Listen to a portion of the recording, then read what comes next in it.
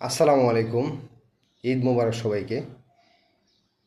ইদানিং আমার মাকে খুব বেশি মনে পড়তেছে, তাই মাকে নিয়ে কথা বলবো।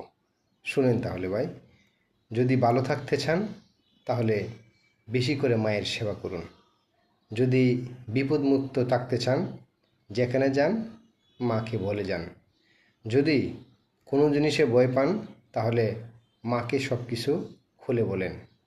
যদি মন খারাপ লাগে তাহলে মায়ের কাছে যান, দেখবেন আর মন খারাপ থাকবে না। যদি হতাশা এবং অস্থির লাগে তাহলে মায়ের আঁচল দিয়ে মুখ মুছুন, দেখবেন দুনিয়ার কোনো হতাশা অস্থির কোনো কিছু থাকবে না। বাই বাই, মা তো মাই, মায়ের কোনো বিকল্প নাই। তাই মা থাকতে মাকে কদর করতে শিখুন, মাকে ভালোবাসতে শিখুন। ভালো থাকবেন সবাই। মায়ের আরও ভালো কিছু পেতে লাইক কমেন্ট শেয়ার করে আমার পাশে থাকার চেষ্টা করুন।